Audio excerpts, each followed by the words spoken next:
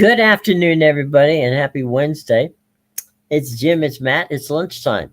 Uh, Matthew, Mm-hmm. you have been monitoring X and slash Twitter, whatever they want to call it these days, and we find out, and we don't have to go far when it comes to X, that there are people out there, the keyboard warriors, who choose to take an opportunity to just absolutely dumb down an entire group of people. So let's see what has gotten your ire up today on X.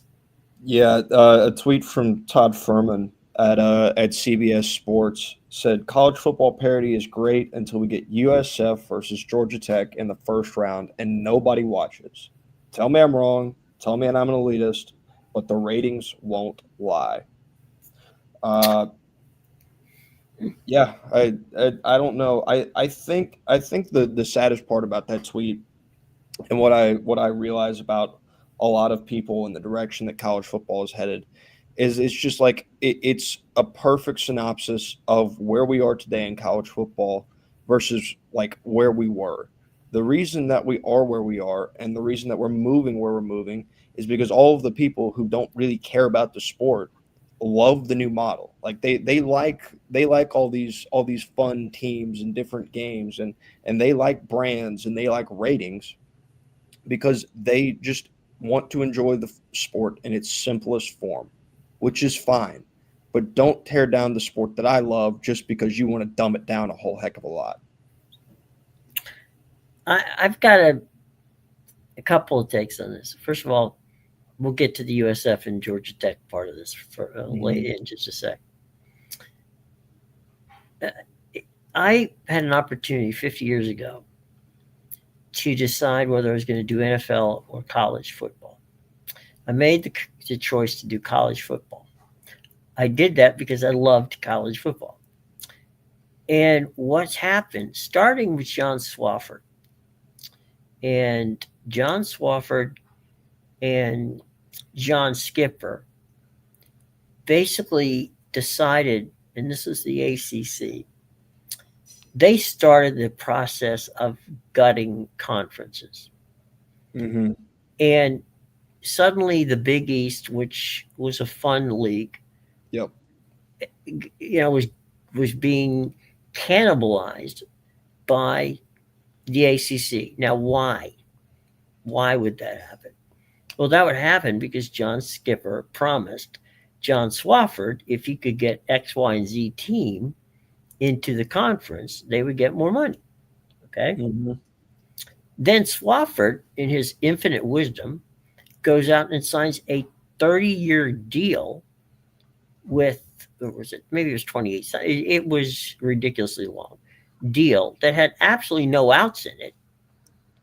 And now what's going on? You get the ACC bitching about they don't have any money. Well, you guys, A,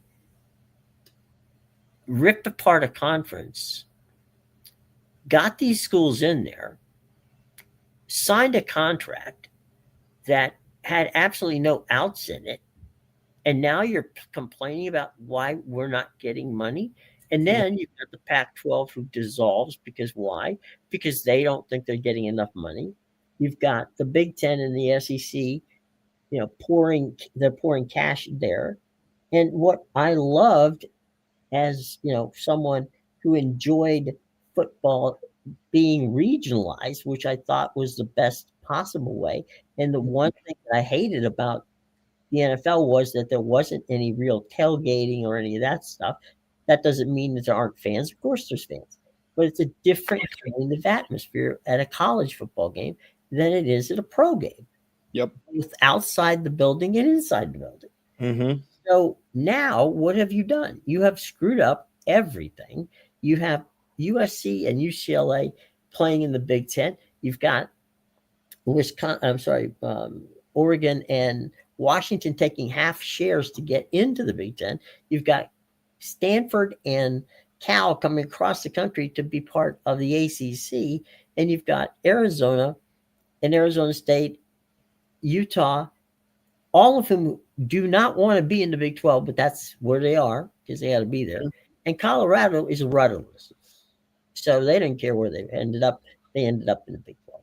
So now you've got all that, and how did it happen? It happened because of television, and Mhm. that was my. I'm not yelling at my former bosses. What I'm saying is this: you know, it's in chasing the dollar, they took away what fans like. Now, Mhm. the SEC, to their credit, has stayed within their footprint. Mhm. The Big Ten decided, you know what? Let's become a national league. Yeah. But let's forget the fact that what the hell are they doing to the student athletes? I Yeah. mean, I mean, this travel is crazy. they're So when CBS, a CBS guy says, I'd hate to, boy, I'm not going to sit down and watch USF play Georgia Tech. I mean, I've got a rooting interest in this one. So, okay, Mhm. fine. I'll take that out of it for the moment. I'll put Memphis in there. Okay. I don't want to, but Mhm. um, they earned that. They did. Georgia Tech and Memphis, Georgia Tech and USF, Georgia Tech and you know, uh, Yeah. Throw your Boise favorite State, G5 football team. yeah, Boise State, whoever it is, they earned that position. Mhm. I don't want to see the seventh team in either the Big East, I'm sorry, the Big 10, or for that matter, the SEC. I Yeah. don't give a damn about that. I, No. you know, I want to see the teams that played the season and earned that opportunity. And I Yeah. defy anybody to tell me at this point in time, there's still time left to screw it up. But that if USF and if Georgia Tech continues upon the trajectory that they're going, they deserve to be there. Mhm. I don't give a damn whether you want to watch it or not. That's fine with you. Don't watch it. Watch it. I don't care. But Yep. they deserve to be there. And guess what?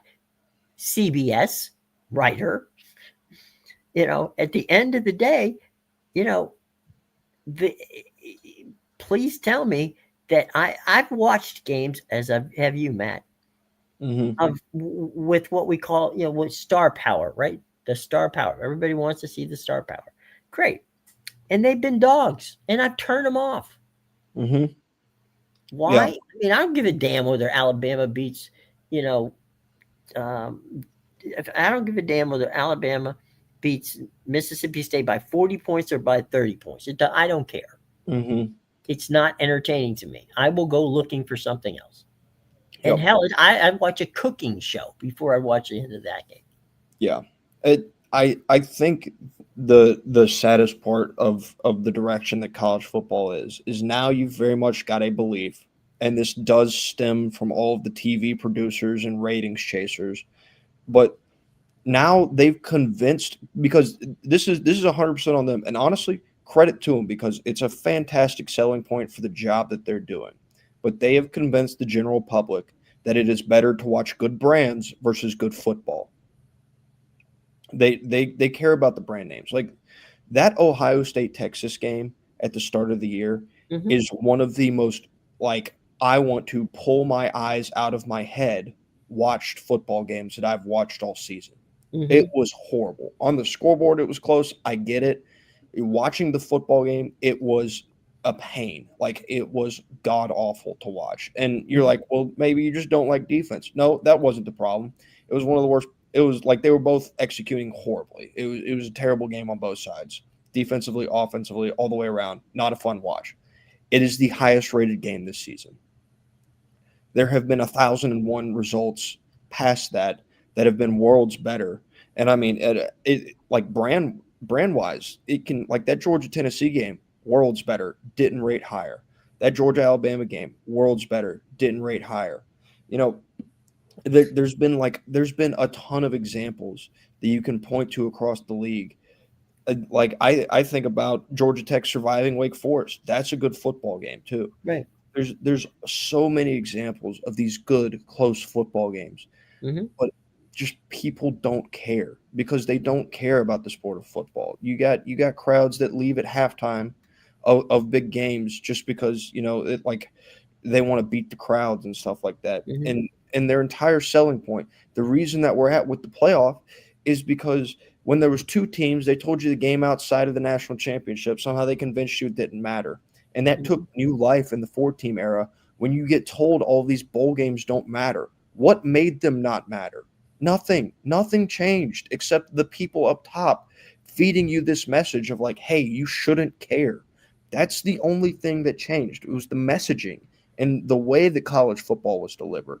And it's been delivered in such a bad way that you now have a general populace that thinks like that. Like they genuinely would hate to see Georgia Tech and USF in the playoff. Not because they think it's going to be a bad product, or let me rephrase it. They've been told that it would be a bad product. People have been told that a Georgia Tech USF game like that's just a bad product. You don't want to see that.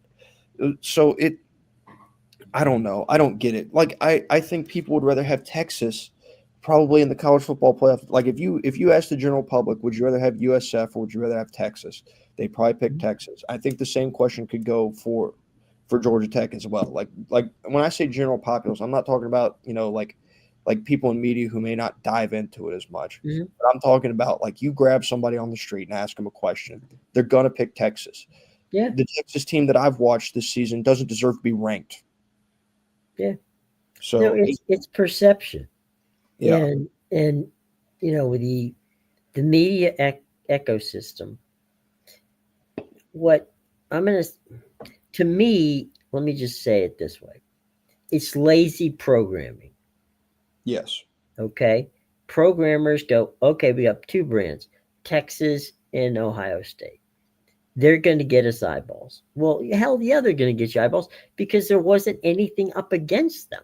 Mhm. That was the first game of the season, and there was nobody playing anybody in that time period that would have, in any way, shape, or form, equaled the star power of a Texas and the Ohio State.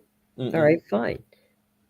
When we get these other games during the course of the season, right? When you mentioned Tennessee and Georgia a few minutes ago, they're up against other competition. So of course they're not going to get the ratings that that one game that was set aside and basically pimped out to be an epic game, which turned out, as you said, to be a sleeper, Mhm. is the game to watch. Okay, fine. It turned out to be a dog. We didn't know it. They didn't know it. Fine. Well, Mhm. good on them. It happens. All right. But when you start ripping apart traditions, when the Orange Bowl moves from, where it has been forever to an afternoon game, I'm sorry. I'm tired of that. Okay. I want to see the Orange Bowl after I see the Rose Bowl. Mhm. I don't want to see it in the afternoon. I won't watch it in the afternoon. It's just, come on. Yeah. There's got to be some traditions that are held out and held up. Yeah. And if and by the way, let's be fair here. All right. Yes, the television executives have thrown money out there. Okay. Mhm. But also athletic directors and presidents and people who are involved in this Oh are yeah. as just as complicit as as the others. Because here's what, we talk about the football programs, okay, and but at the end of the day, the student athletes are suffering because they got to do cross country travel, Mhm. you know, and play. And we're not talking about the charter flights the football teams take. We're talking about the other schools. Plus the fact that, oh, by the way, none of these schools, none of them have reduced student activity fees, which go to athletics. So if Mhm. you're telling me that you're making, we moved over here to make, you know, $50 million more than we would have somewhere else, which, okay, fine. And you still are whacking the students. Mhm. What the hell? I mean, that makes no sense. Jim, I actually have a perfect example of this pulled up because I knew that it was like I saw this and I didn't like fully anticipate it, so I didn't save it, but luckily I was able to find it Mhm. again. So Nicky Romano, the captain for the Penn State Lionettes dance team, has put out a message on Instagram requesting Nittany Lion fans to help fundraise the team's trip to nationals this season because the costs for the trip were previously covered by Penn State athletics, but were subject to university-wide budget cuts. Now you can tell me they're subject to university-wide budget cuts, or you can tell me that they just fired a head coach that cost them $50 million in the middle of renovating their stadium, and I'll tell Mhm. you which one's more plausible. I'm gonna go with it's probably a result of their money going elsewhere, not necessarily budget cuts. Let me ask you: would you be surprised if I told you Alabama's losing money?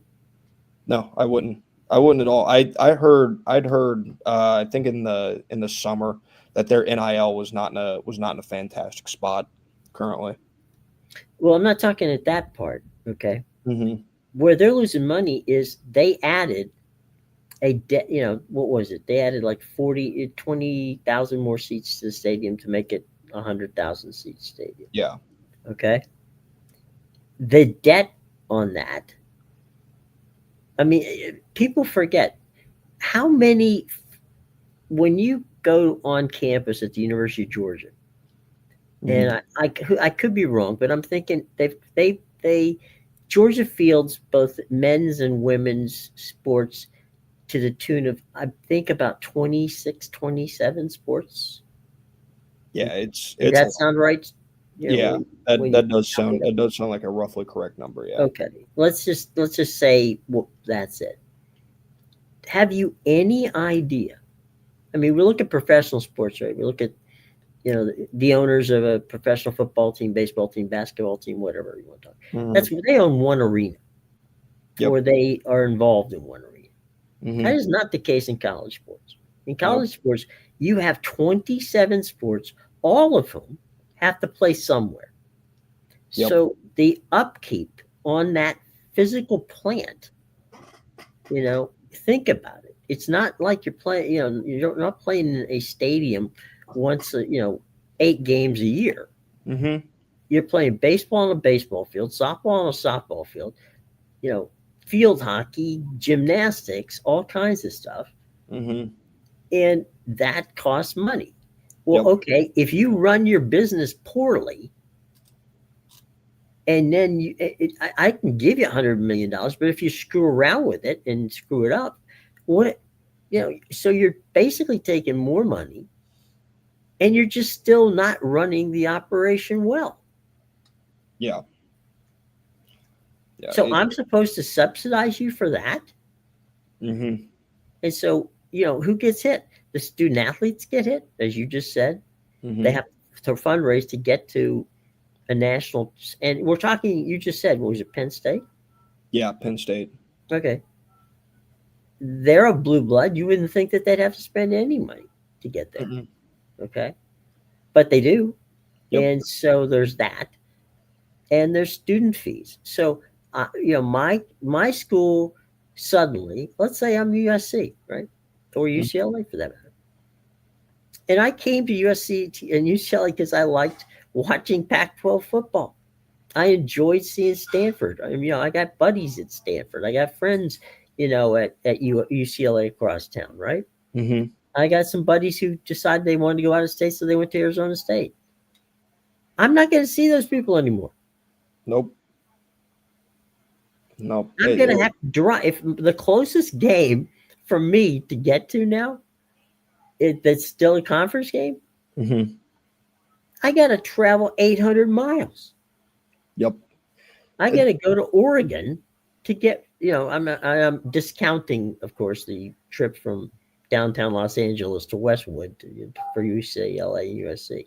hmm. But I'm just saying, if I got to go out there, hell, the next closest one, add another 300 miles on it to it because that's where Washington is. But all of the, all of my history, okay, Hmm. which for USC and UCLA usually surrounds Cal and Stanford, Arizona, Arizona State, the original eight. Yep. and then 10 of the Pac 12. That pretty much is my history. Yep. All that's gone. I Yep. blew it out the window. Oh, by the way, so did everybody in Texas and Oklahoma. Yeah. I mean, like Kenny Dillingham got to the podium this week, and he talked about it. He said, this is like it's like their fifth opponent that resides in the state of Texas, and how he wishes that they were able. He said they basically alienated part of their fan base. That part in like Southern California, up and Hmm. through there, like they've alienated that part. They don't reach that part in terms of recruiting ground. Like they don't have. You can't really plant your flag in Southern California if you're Arizona State, because guess what? You're not going to visit there. Like there's no promise of a return trip. Mom and dad can't come see you play at USC or UCLA this year because we don't play them anymore. Type of stuff. It's just they really have lost. It feels like they've lost a lot of the core and foundation of what college football was, from with this top to bottom effort from both TV and athletic directors. Because I promise you that, for as much as I hate games played in NFL stadiums, Hmm. the games played in NFL stadiums aren't for TV ratings. Like the TV producers aren't just dying to have No, Georgia and Georgia Tech match up in Mercedes Benz at the end of this year, right. instead of their normal home and home. It's something that came from the athletic directors. Like that Georgia Tech athletic director knew that that was their marquee matchup on the schedule, and it was Hmm. going to bring them in the most dollars when they went and played at Mercedes Benz. Right.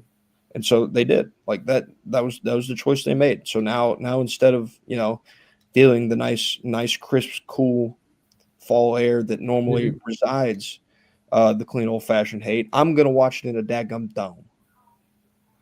Yeah. So it, like it, and that amount of greed falls on the athletic directors.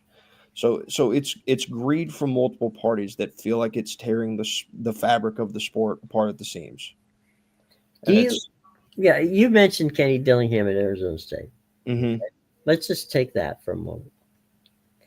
How hard is it to get kids, and we're just talking, students as well as alumni mm-hmm, in Arizona, in Phoenix? Well, basically they're in Phoenix. They're in Scottsdale or Tempe. I'm sorry, they're in mm-hmm, Tempe. Um, so basically, I go to Tempe. I'm excited. I'm geeked out about going to a football game at Arizona State, mm-hmm. and and the team I'm playing is Baylor. Yep. I have no interest in Baylor. Nope. I don't hell even know where Baylor is. Okay. Mm-hmm. Now, I'm not picking on Baylor. I'm just saying. Got good friends in Waco. Love Baylor. All right. So let's just get that one off the table. But I'm using you as an example. The fact of the matter is, or it could be Oklahoma State. It could be BYU. It could be US UCF or Cincinnati. I don't know these teams. I don't care about these teams. These teams aren't even, these teams are thousands of miles from my campus. Why the hell should I care? Yeah. Yeah. I mean, it is a tough sell. Like it's a really tough sell, and but that's just the way it goes. Like it does feel. People talk about it. You're moving to more of an NFL model. And the Hmm. NFL model, I think it's important as college football will continue to grow and evolve, Hmm. as it already has over the many years, is that as you move into this NFL model, there's so much about college football that like can't be stripped by Hmm. athletic directors and TV producers Hmm. that create the sport and what it is, and what makes it special. But in that movement, some of those things can fall, like you can fall victim and lose some of those things that they can't control just because you don't care, you don't buy in as much as a fan. And it's getting that way. Like the atmosphere on game days when it's not like a big Hmm. opponent, it's so noticeable. Like Hmm. it's so painfully noticeable that a fan base will show up. And when I say a fan base, this one I'm talking specifically about Georgia, and I understand it. Like it's hard to want to go watch Austin P versus Georgia at 12 o'clock in the afternoon. I get it. Right. It's much more exciting to go watch Alabama Georgia at 7:30. Right. That's fine. But there's such a noticeable like not caring from not only the fans themselves, Hmm. like fan turnout's one thing, but student turnout. Like students don't want to come watch that. They bail. Everything bails so much easier. The landscape as a whole moves so Hmm. much differently than it used to. It's wild to see, like in terms of timing and stuff like that. Like now, coaches every program believes they should succeed now, which I think is dangerous in Hmm. terms of the financials. When you have things moving as much as they have, as college football has moving now, Right. like there's these lower level teams that take a look at what Indiana and Vanderbilt have done and think, well, why aren't you doing that? And now they've started firing their coaches a lot Right. faster. Hmm. So I don't know. It's such an odd and dangerous direction because like people talked about. I remember Kentucky is talked about as a bit of a dream job, especially when it comes to Mark Stoops because Mark Stoops can go 7-5 every year and be Right. happy. I don't think that's gonna fly. Like I don't think Mark Stoops can just be 7-5 at Kentucky for the next 5 years and survive. No. So Financially, the I looked at the financials for the 2024 season, and the financials almost across the board in college football. We're just sticking there for the moment. No, I'm sorry. We'll go the whole route. The entire athletic department. Number one expenditure. Number one expenditure in all of college sports this past season in 24 was hmm travel. yeah. The number two on the list was coaching buyouts. hmm So, all right, A, you got travel, and B, you got coaching buyouts.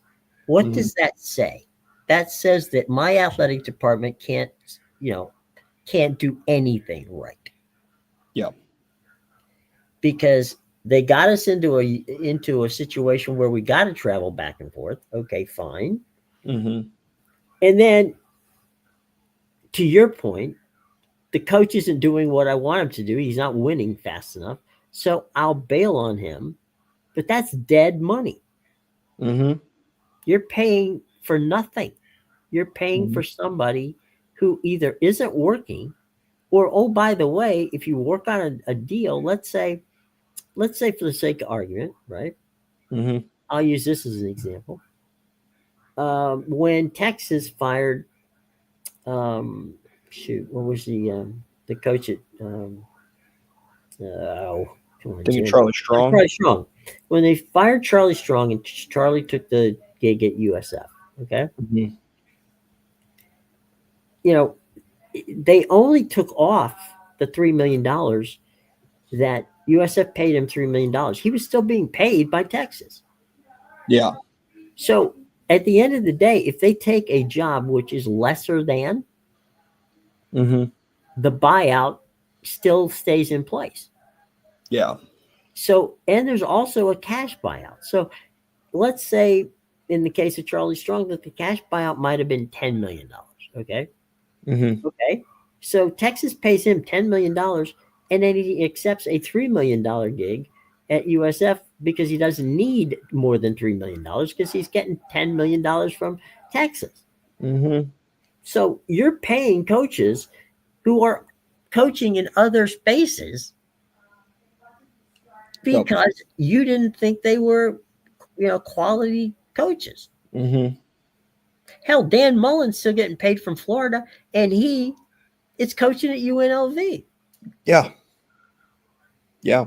I mean, it is funny that Dan Mullen's still receiving money from the University of Florida while they're searching for another head coach, and he currently has UNLV at I think they're 5-1 or 6-1, Yeah. one of the two. Mhm. So it is a funny funny paradox like that. I think if I remember correctly, Penn State and the contract that they had with James Franklin, the way it's worded, James Franklin actually has to search for new employment. Like he has to actively attempt to get another head coaching job as in terms of his buyout in order to be like paid out. Like I don't remember the exact clause. They owe him at least 30 some percent. Yeah, And yeah. then the percentages begin to drop if he, well, now that doesn't count if he takes a year off to go and do broadcast. Hmm. And James Franklin is a very articulate guy. There's no question that James Franklin would fit into the ESPN or Fox or wherever they wanted to put him. So, so that's an option. But there's also, I mean, I read and spoke to a couple of people.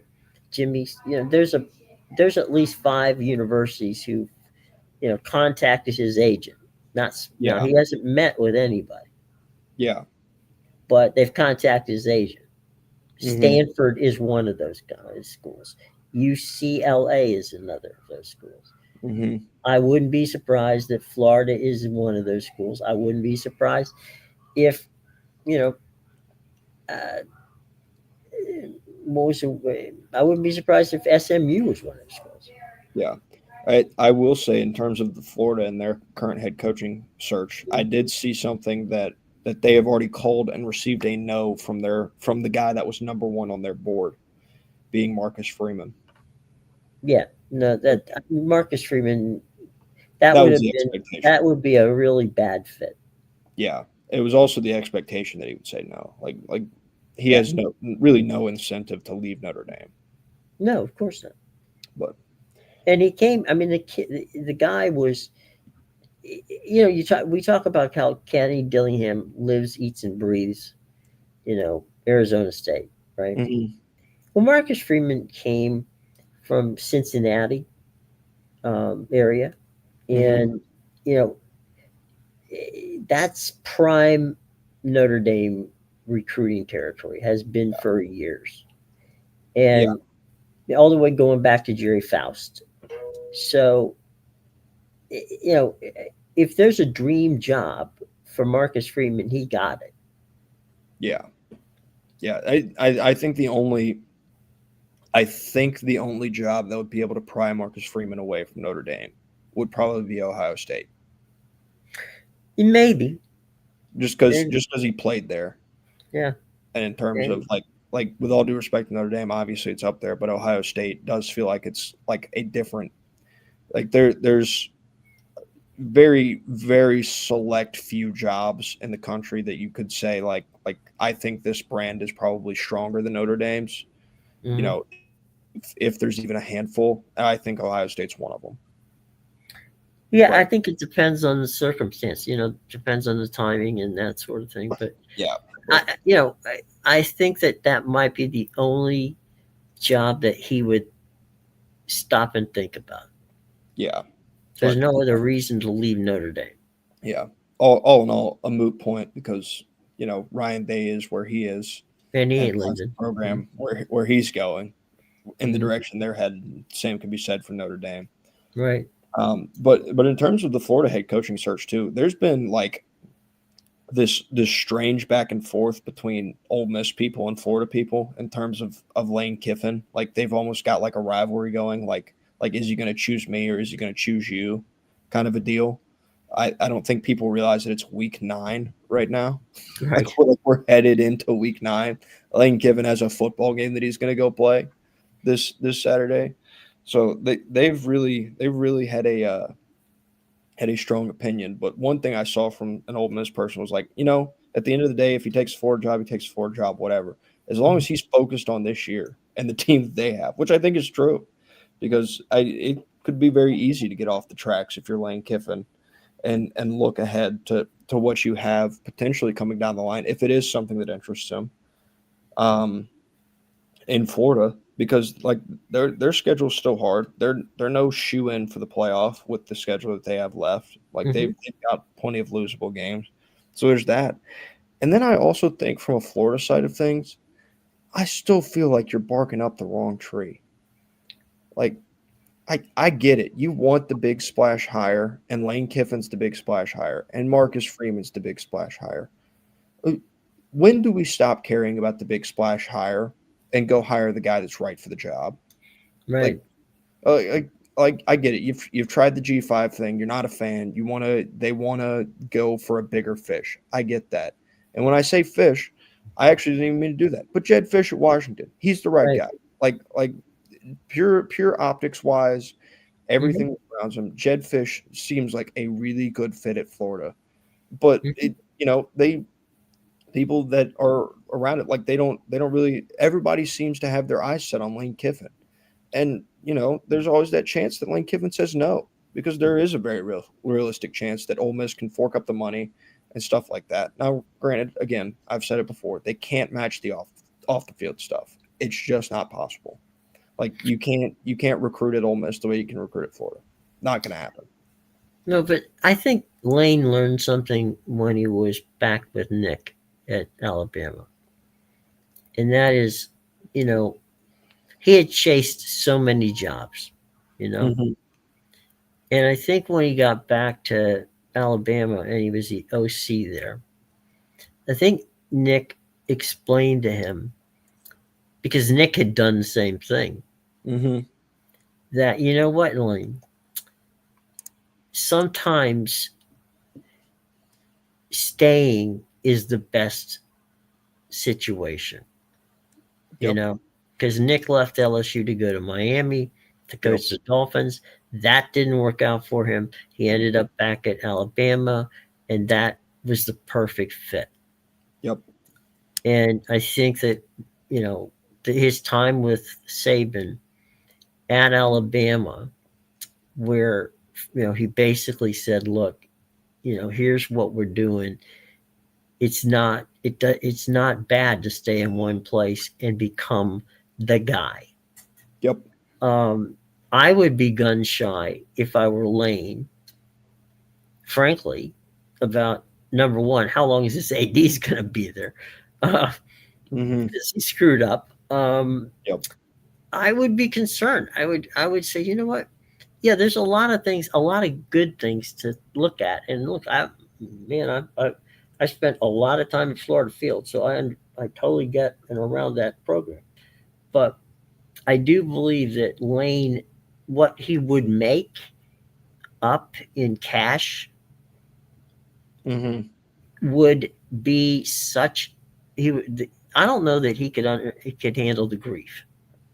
Yeah. It like And that, it. I think, is the problem at some of these schools where you got so many, boosters and people who are invested in the program, that they all think that they have a say in the program. Hmm. And so, why do I want to leave a place where I can win 9, 10 games a year without, which is legit? He can put that team in potential playoff circumstances, which he can. Hmm. Do I want to do all of that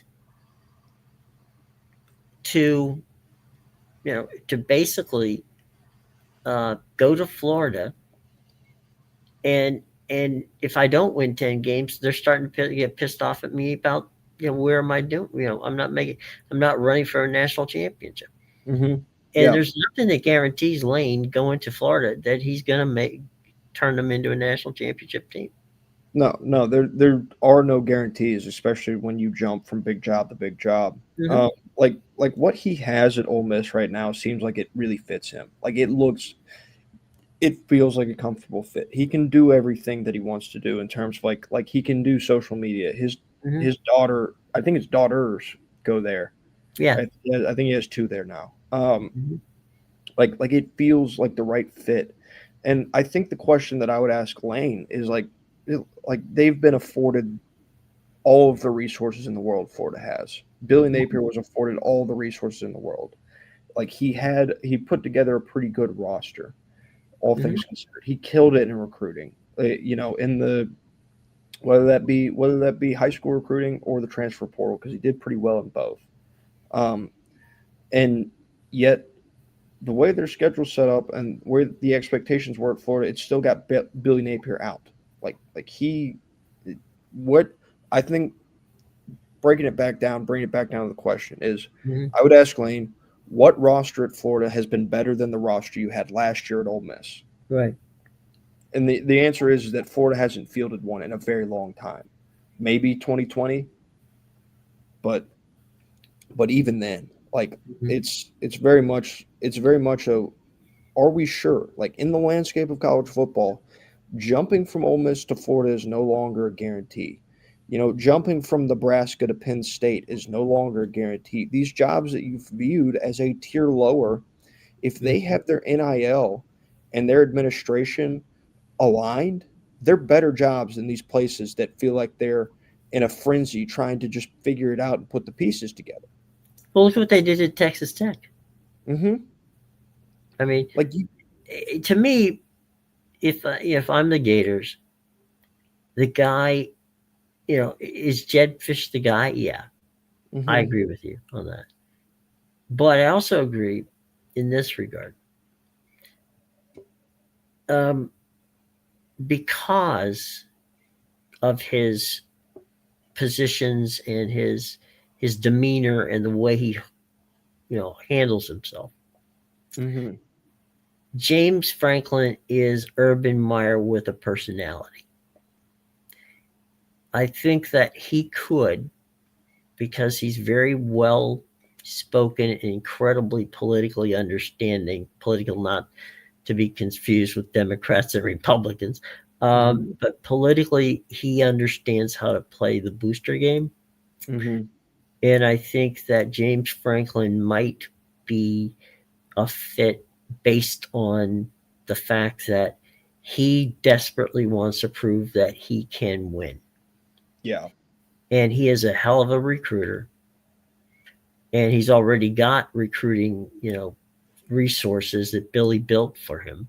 Mm-hmm. So I think if James went in there, that he would be a very good fit because of all of the things he can do, and that his expectation is, I just want to get back at Penn State and prove that I can do better.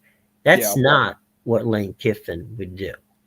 No. Okay, and I'm not. This is not. I love Lane Kiffin. I'm just saying he doesn't. He would be going to Florida not to prove a point to Ole Miss, um, to try to show that he was a good coach. Well, there's no reason. I mean, yeah, show anybody. Lane Kiffin is a good football coach. Anybody doesn't think that doesn't know much about college football. Mm-hmm. But I think James, I would think that the revenge factor and the ability to handle you know difficult circumstances, um, gives James Franklin. Now, will they hire him? I have no idea. But I'm just saying the James Franklin fit there, I think would be good. Yeah. Now, why he's getting a lot of play? Oh, I'm sorry. Go ahead. I was gonna say I think that if Florida did hire James Franklin, and Hmm. I have no I haven't seen this anywhere or anything. This is Hmm. purely speculation on my part. I think there would be like an uprising from that Florida fan base. I think they would be furious because of they wouldn't look at James Franklin objectively and like see what he has, what he was at Penn State and what he can be and like who he is as a head coach. They would see that record against ranked opponents at both stops. Like they weren't good against ranked. He wasn't good against ranked opponents at Vanderbilt either. Don't get it twisted.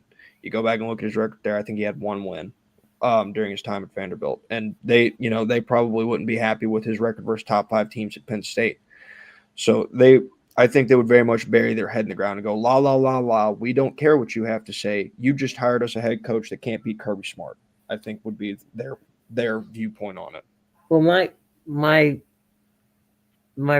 reply to that would be, you guys remember how much you hated Urban Meyer Mm-hmm. when they hired Urban Meyer. By the way, when they hired Urban Meyer, another factor in that was that Steve Spurrier wanted that job back, Yeah. and so they could have hired Steve back. Mm-hmm. They hired Urban Meyer. Okay, the fan base went nuts. They're like, "What the hell is a guy from Utah know about Florida football. Mm-hmm. And I think what we found out was good football coaches can make things work if if you give them the opportunity to do so. So I understand, how the Gator fans would, bitch and moan. They're going to bitch and moan about anybody whose name isn't Lane Kiffin. Yeah. Even Another if you one. brought Jeb Fish in, they're like, yeah, but he's not Lane Kiffin. Well, Yeah. no, he's not Lane Kiffin. Doesn't mean he's not good. It just means he's not Lane Kiffin. A name that I did like literally. I just opened my phone up and it popped up on Twitter. Talk about Eli Drinkowitz in Yeah. terms of his connection. I think Drink's a really good like head coaching candidate if he wants to take a step up from Missouri, because the reports there that Missouri when NIL first got kicked off, they were really good. They were really well Mhm. aligned in terms of their NIL, and since then they aren't as aligned as they were, when things first really got kicked off, and so there's some question marks there. If he's looking to make a jump, Eli Drinkowitz is a guy that's just won at every spot that he's been in too. Yeah. Like he's another good. I feel like there are plenty of good head coaching candidates, but the problem with Florida is there's plenty of good ones, but it feels like with that fan base, they get their heart set on one guy they view as a home run hire, and everything outside of that is a pop out. Well, I think that's where when Jeremy Foley made, the AD at the time, Mm-hmm. made the hire of Urban Meyer, he understood that there were going to be people who were not going to, you know, embrace it right off the get go. Um, he allowed her. There were two guys who Urban hired straight up Mm-hmm. who knew Florida really well. One of them was Charlie Strong, who we just talked about. He hired Charlie as his D coordinator. Charlie at the time, had assistant coaching jobs. He really had connections in Florida. He knew what was going on. He went on, by the way, as we all know, to Louisville, where he brought in Lamar Jackson and a bunch of other phenomenal players. And by the way, just for the record, he didn't do badly at Texas. He just didn't Yeah. do what Texas wanted him to do, which was win a national championship. Mm-hmm. But he also I mean, he had on his staff a guy who actually did also have some Florida, you know, uh, background in recruiting, and that was Dan Mullen. So Mm-hmm. Dan was the OC, and Charlie was the defensive coordinator, and Urban built a very good, you know, connections through those two guys to make good recruits. So yeah, I mean, was Urban Meyer a slam dunk at Florida? No, I mean they didn't. They, as you said, they definitely put their heads down and said no, no, no, no, no, please God, Mm-hmm. you screwed up again. Yeah. Um, This but this he stuck to his random guy guns from and said, Utah. "I'm sorry." Yeah, this random guy from Utah. Why Right. does he have to be our head So, coach? but Jeremy stuck to his guns and said, "I'm sorry, guys. This is the guy we think's going to work," Yeah. I, and you know, and it worked out for them. Mhm. I can Um, almost assure that Scott Strickland does not have the same, I guess, oh no, oh no, bravado as Foley does when it no, comes to no. their head coaching search. Maybe I think that honestly might be a big piece of their problem when they like the reason they keep going back to the well is I'm not sure if the AD they have in place right now is the correct one. No, he's not. I'll say it straight up. I have no problem saying it. Scott Strickland was a bad hire to begin with, Mm-hmm. and he hasn't proven to be much better. Now, I will give him some credit for you know hiring good basketball coaches. Yeah. I'll give him that. Yeah. Hey, he's But nailed that. sorry, I said, yeah, he's nailed that. That's yeah, no problem. The problem he did. is that He did a good job there.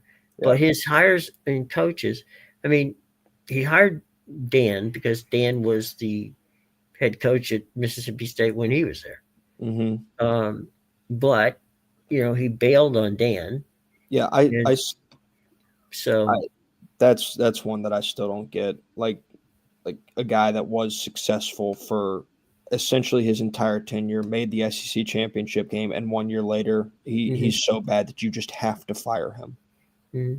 I know at the time that there was a lot of smoke and fire and maybe reason to, but when you look back on some of these firings and just how quickly they occur off of success, there are some of them that are 100% justified occurring quickly off of success. When LSU fired Ed Orgeron, that one was deserved, Mm-hmm. 100%. Every day of the week you fire that guy with the Mm-hmm. stuff that came out about him in that program.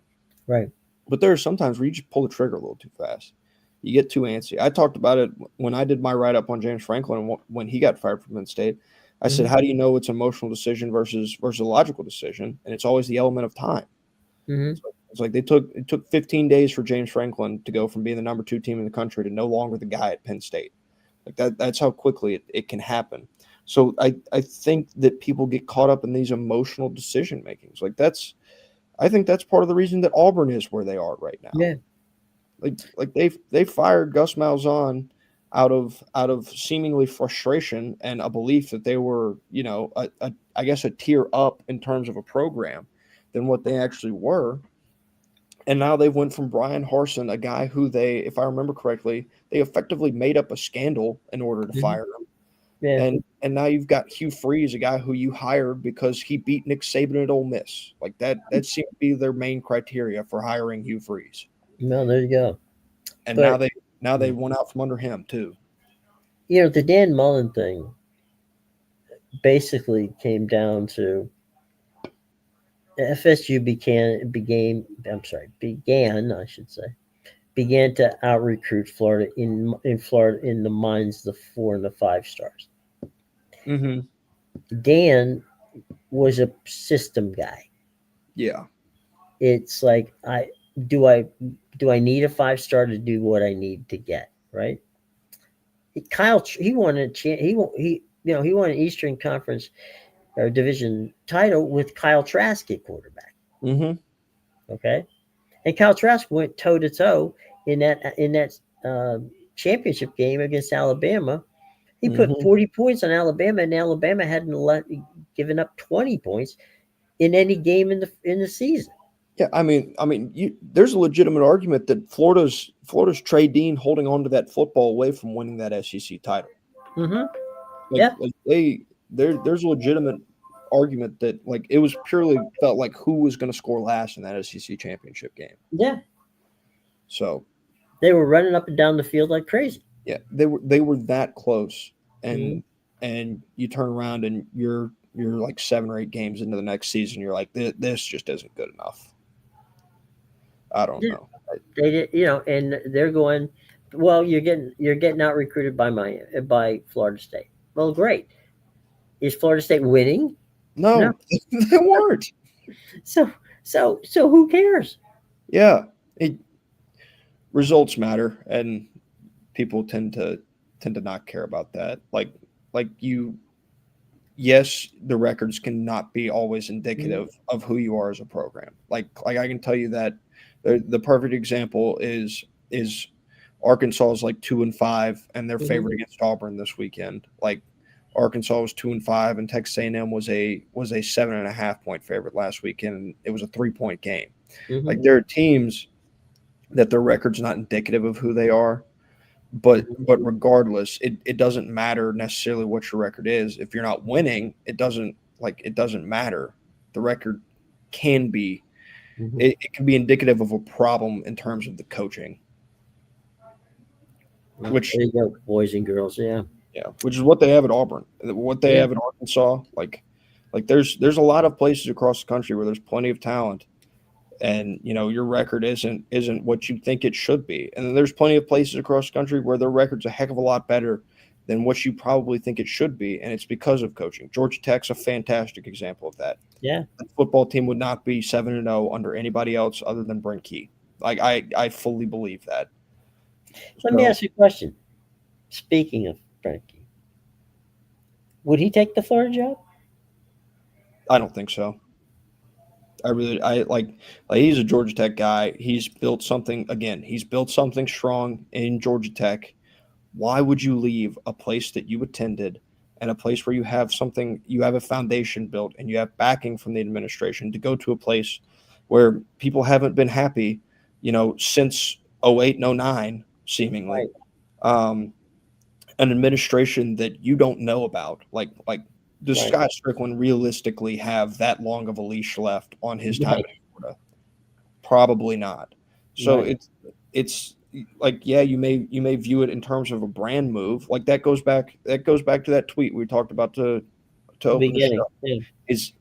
Is he would be jumping for a brand like that. That's what you're jumping for. You're jumping for a brand, you're jumping for some more money, and you're jumping for better recruiting. But it doesn't matter if you can't coach them the same way that you're able to coach at Georgia Tech. Like, he can't. What he's built at Georgia Tech is unique to Georgia Tech and is unique to Brent Key. What Brent Key has built at Georgia Tech doesn't necessarily transfer always. Like, Right. that's what I think people forget when they go through these hiring processes. Like sometimes what these coaches are able to cultivate and build is exclusive to the university that they're at. Like, it Hmm. just because they built it there doesn't mean it's a one-to-one flip and they're going to come build it again at your place. Nope. That's just not true. It doesn't happen. There are guys that you can look at, Hmm. and like I think Jeff Brom is a really good example of that. Like, Jeff Brom, kind of every stop that he's been at, his formula and his thing that he's built has worked in terms of winning football games. He won at Purdue, now he wins at Louisville. Like, he wins, and his system transfers. That's something that I again go back to Jed Fish. Jed Fish won at Arizona. They got him to Washington. Did he do what Kalen DeBoer did at Washington? No, he hasn't. It's also year two, and guess what? Now he's winning at Washington in year two. They're 5-2 this year. So, like, these things, like, it helps to have these tangible results where you can see a guy going from one place to another and succeeding from one place to another. It's obvious that their system travels, and it is a system that's unique to them, not unique to a university. Well, even after Saban, you know, bolted Miami Mm-hmm. in not exactly one of the classiest ways to go, Yep. um, there were still, I mean, the Falcons came after him. Um, my point being, there were a number of NFL jobs Mm-hmm. that he could have had, Yep. even after returning, after screwing over Miami and then heading back to Alabama. Mm-hmm. They didn't care. The NFL is like, okay, he's a good coach. If he wants a job, let's go. Yep. He was smart enough to realize, you know what I built here at Alabama, there's no way in hell I'm going to replicate it in the pros. That's never going to happen. So Mm-hmm. why leave where I'm successful? Yeah. Now he learned, like we said, from screwing up by going to LSU, then to Miami, and then back over to the SEC. Mm-hmm. But he learned, Yeah. and some of these coaches never learn. Yep. Yeah. So anyway, Like, all right. yeah. Go It ahead. it feels like an important box that you have to check. Now, I think now, in terms of head coaching searches, if there's not a guy that you believe in can connect with, like, a fan base in a university, like I think that's the reason alumni hires have really been working out and have really been good recently. Like what Kenny Dillingham has at Arizona State. I'm Hmm. not saying that Kenny Dillingham couldn't succeed other places, because I think he could. I think he is good enough to. But what he has at Arizona State is unique to Arizona State, because Arizona State is unique to him. Hmm. And like that's what I keep going back to on this Jed Fish thing, and why I think he's the best guy for that Florida job is because he will have an ability to create something that is unique to Florida. It is unique to that university. He's been there. He graduated from there. Like, he knows that university. So I don't know. I feel like people not feel like I know that too many people get involved in these head coaching searches, and they ultimately get overthought, and there are Hmm. so many opinions thrown into this cauldron and mixed up into this stew, where you ultimately have some good ideas, but a lot of the times there's a lot more people putting bad stuff in the stew than there are people putting good ingredients into the stew. And so when you taste it, it ends up tasting like shit.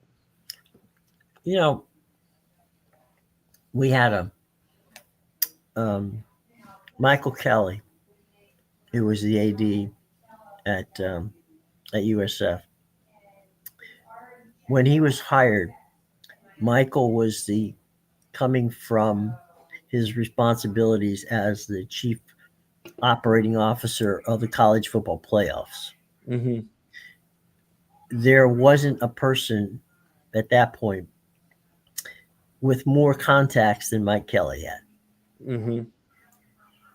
His hire of Alex Golish was based on three things.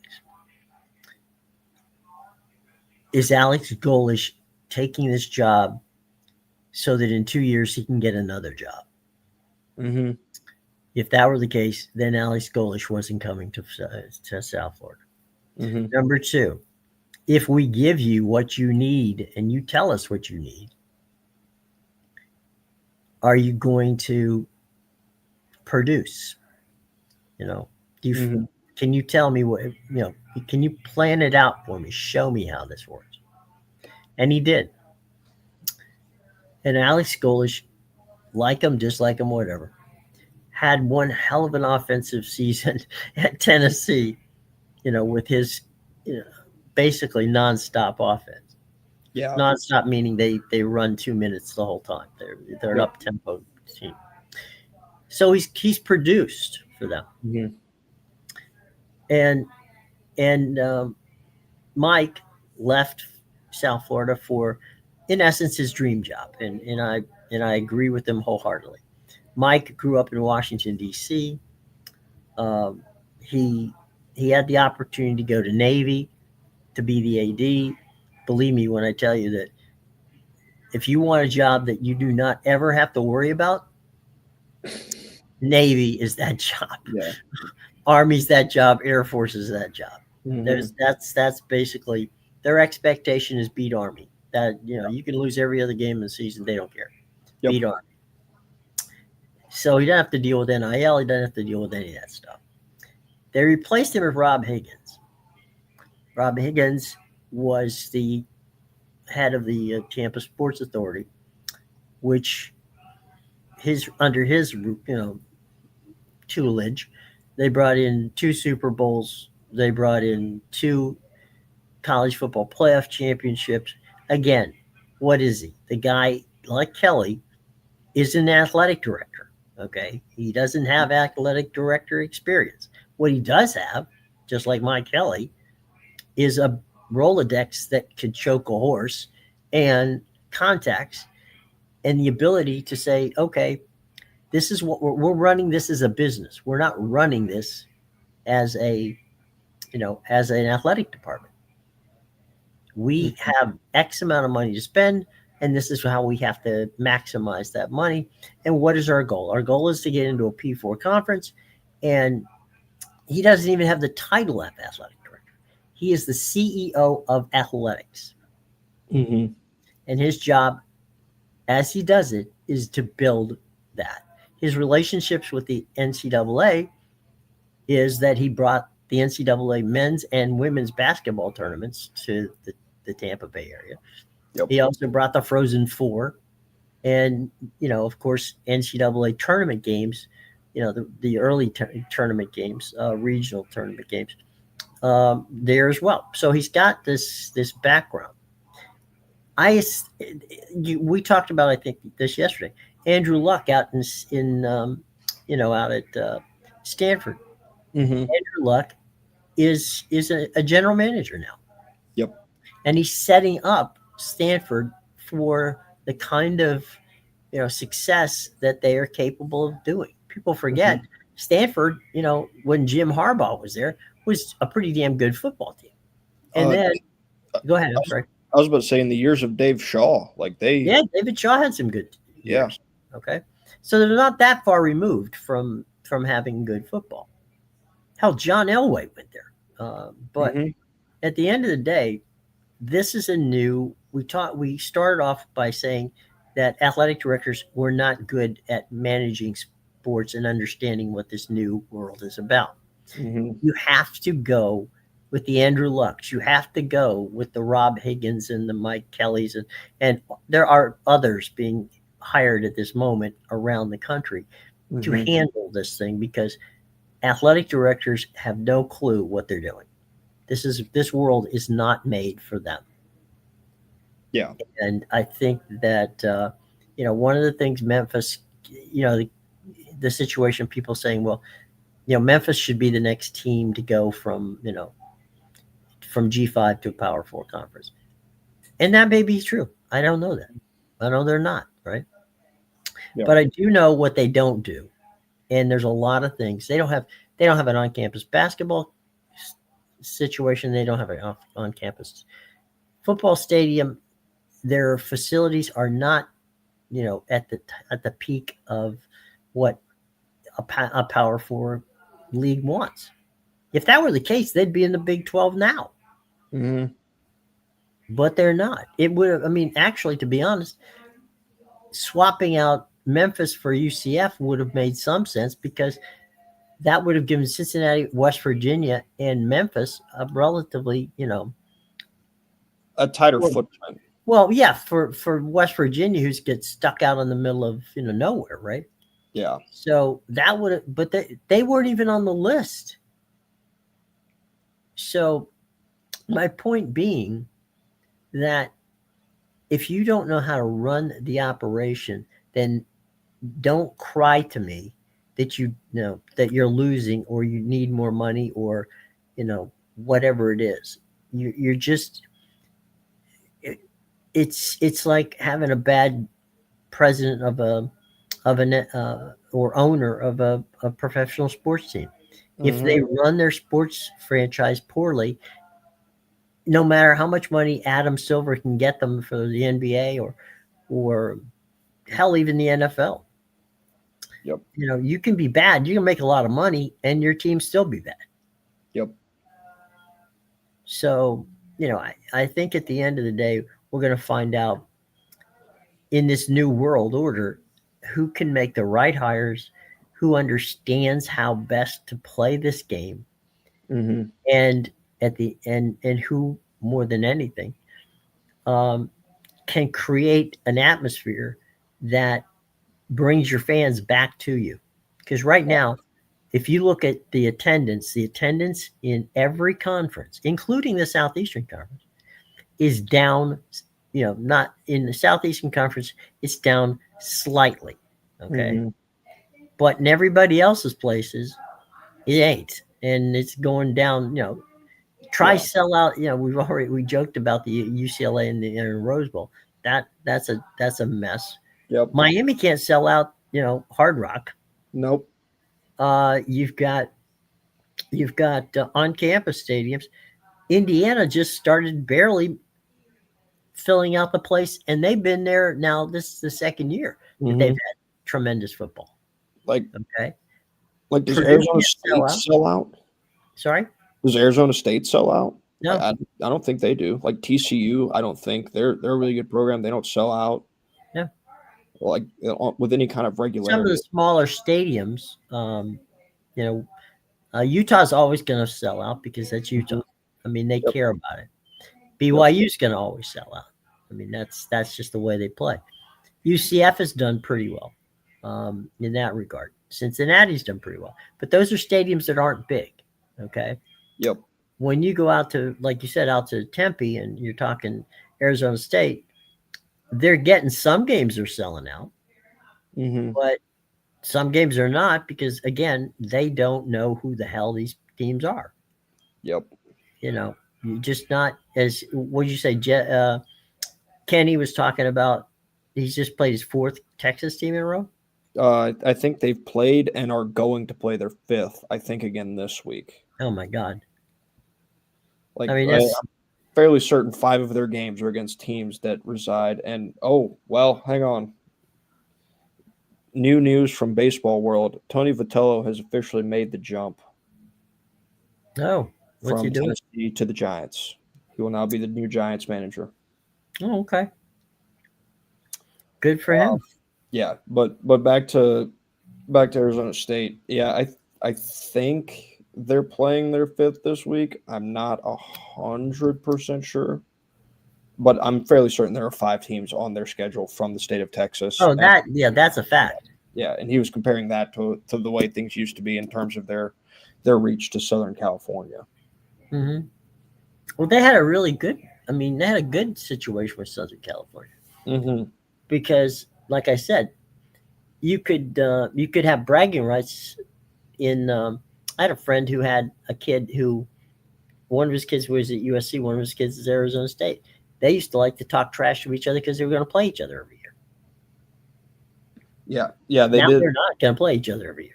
Yeah, okay. So they did play. They did play five from the state of Texas. They played Texas State, Baylor, TCU, Texas Tech, and then this week they play Houston Good Lord. They may at never home. sell that stadium out. Yeah, yeah. I mean, it's like which games? I'm going to list off their next couple of games, and I can tell you games that will not be sellouts. Iowa. They go to Iowa State. Now, Okay. granted, that's going to, so So, that yeah. that one's moot. But I can tell you, if Iowa State was coming to Arizona State, they wouldn't sell that out. No, West Virginia will then come to Arizona State. That's not no, getting no sold chance. That's selling out. out. They go to Colorado again. Not really Well, matter. that's sold out, but it has nothing to do with them. Yeah, and then the last game is Arizona at Arizona State, which is an in-state rivalry. So that Well, fully falls that on one them. they'll probably sell out. Yeah. And probably a small portion of that is because Arizona will has alumni in that area. Yeah. So yeah, they don't play a California school. They don't play anybody who they used to play. Nope. Um, I will say this: I remember that when they played Utah, Hmm. um, they did sell out the Utah game, and again, that's because of the old, the deal where everybody knows, who's going to play who, right? Back Hmm. in the Pac-12, so there's that. Um, so we'll see. We will see how it works out. Real quick, final note. I'm a big fan, and I'm sure a lot of people are, of what I think is one of the best pregame shows and post game shows on television. One of the Hmm. most entertaining, and that's the NBA on TNT, which we all know TNT doesn't have the NBA anymore. But in probably the biggest trade made during the offseason in basketball, Ernie, Kenny, Shaq, and Charles will be on tonight on ESPN, and they will be on mostly, uh, definitely all the Wednesday night games, Hmm. and some games, on other evenings during the course of the season. The interesting part is, of course, that they they retain. ESPN made a deal with Turner so that everybody that was on the Turner team, and including the production studio that they produced the game out of, produced the show out of, is all going to be used by ESPN. So basically, ESPN is just sublicensing the game. I'm sorry, not the game, the pre-game show and the post-game show that those guys do, and Hmm. it'll be interesting to see how how they play it. Yeah. I mean, Charles Barkley's been very outspoken about his unwillingness to work Right. with ESPN. Like it's something that he did not want to do. So Mhm. it'll be very curious to see because like there if there's a different like energy about the show, it will be very easy to tell. Yeah, I I'm praying to God that they do not bring Stephen A. Smith on that show. Yes. There would be no reason for that. That is nothing on Stephen A. He can, because Stephen A. is their end, was ESPN's go-to guy, right, Hmm. on that sort of thing. Um, so I think that Stephen A. There's plenty of space for Stephen A. to have his own, you know, take on it, or Pat McAfee, or any of that stuff. You Hmm. got the four guys that everybody enjoyed more than anything. You don't need to mess it up. And my hope is they won't, but my fear is that they will do Yeah. something down the road here that will, you know, kind of upset the apple cart, Yeah. um, because ESPN just can't leave, good stuff alone. No, they refuse to. So, my hope is that um, that the contracts that Shaq and the rest of the guys signed, basically say, we're doing this, this, and this, and that's all. Don't call us for anything else. Chuck did say the other day in an interview with Dan Patrick. Oh no, it was Rich Eisen. Sorry, not Dan Patrick. That he had meetings with ESPN people, most recently about the format and all that of the show, and that they're not being forced to do anything else that they had been thought to have done in the past. So Yeah, and that's the way it goes. what I So go ahead. I'll give ESPN the slight credit because I feel like we've ragged on TV studios and ESPN in particular on their greediness and everything on this show, and this last little piece talking about how they don't mess it up. The one thing that ESPN has done recently that I really loved in terms of like bringing back something good was when they had Rich Eisen come and do Sports Center. Yeah. When he did his solo Sports Center show, which is something they announced is something they'll do periodically. Mm-hmm. That is really good. And I also like the fact that they're not doing it all the time, because if you do it all the time, it'll lose its luster. But I think what they did with Rich and that show, or his involvement in that show, is good. Yeah, it was good, and Rich, had his show. It was on Roku channel, and they bought the program, and they put it. He stays in Los Angeles. He's part of that deal that they made when they bought the NFL Network, when they bought part of it. And so, it's a good thing to have Rich back. Rich is one of the best, and he's a great guy, and he does a great radio show. So good on them for doing that. So anyway, all right. So that brings us to the end of the day here. Any other final thoughts before we get out of here? And tomorrow's Thursday Night Football and the eve of the World Series. No, I will say that World Series has also seemed to stir up some drama and what people are talking about in baseball, and this is no longer like this matchup isn't a matchup where if the Blue Jays win, you're like, all right, no lockout in 2027. Like that's no longer going to be afforded. So, but yeah, looking forward to Thursday Night Football. Kind of interested to see that the inside the NBA crew again, and what is really like. I know they bill last night as the opening night for NBA tip off, but I would say tonight is really more of your opening night for the NBA. So that does intrigue me some. Yeah, it will be fascinating to see how it turns out. I honestly believe nothing's going to change, but maybe that's my over optimistic look at it. Yeah. But anyway, all right, guys. Thank you for joining us.